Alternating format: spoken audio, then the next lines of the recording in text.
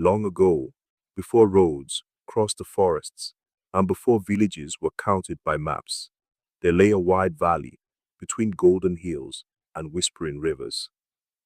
In that valley stood a village called Zankoro, where people lived by farming, fishing, and storytelling. Every evening, when the sun melted into the horizon, elders gathered under the old baobab tree. There, they told stories that carried wisdom like seeds in the wind. Among the children who listened was a quiet boy named Sadiq. Sadiq was not the strongest, not the fastest, not the loudest, but he listened. And in Zankoro, listening was a rare gift. One dry season, when the rains delayed and the river shrank into thin silver lines, the people grew worried. Crops bent their heads, goats grew thin, children cried from hunger. The elders said, "The spirits have turned their backs on us." The farmers said, "Our seeds are cursed." The hunters said, "The forest is empty." But Sadiq said nothing. One afternoon, while fetching firewood near the old hill, he noticed something half buried in dust and vines. It was a drum. Not an ordinary drum. Its skin shimmered like moonlight.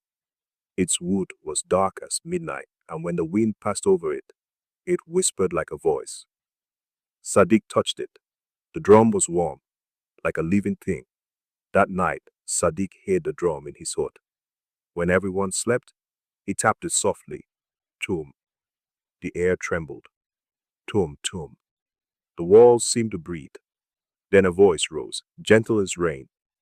"Child of listening, why have you awakened me?" Sadiq fell to his knees. "I only wanted to know if you were alive," he whispered. "I am the drum of the wind," the voice replied. "I was made when the world was young.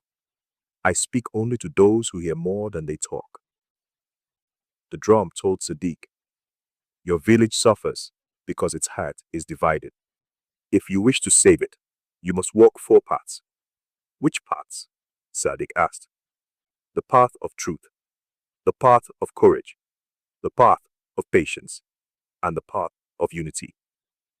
At dawn, Sadiq left the village without telling anyone. He carried only water, bread, and the drum. He reached a forest where trees bent like old men. There he met Kumba the leopard, whose eyes glowed like fire.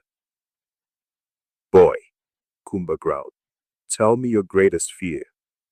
Sadiq trembled, but he answered, "I fear that I am small and will never matter." The leopard studied him, then stepped aside. "Truth makes even the smallest tall," Kumba said. Next, Sadiq crossed a burning plain, where heat danced like spirits. A storm of dust rose and formed a giant shape. "Turn back!" it roared. Sadiq's legs shook, but he beat the drum. Tom, tom, tom.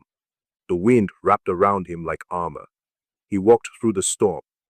Sadiq came to a river that never stopped flowing. On its bank sat an old woman weaving water into cloth. "Cross only when I finish," she said. She wove slowly, very slowly. Days passed. Sadiq waited.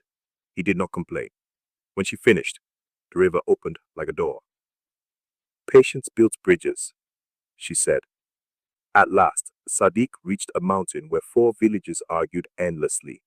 They fought over land, water, and cattle. No one listened. Sadiq placed the drum in the center. He played not loudly, but gently. The wind carried each voice to the others. For the first time, they heard one another. Tears fell. Hands joined. Peace grew.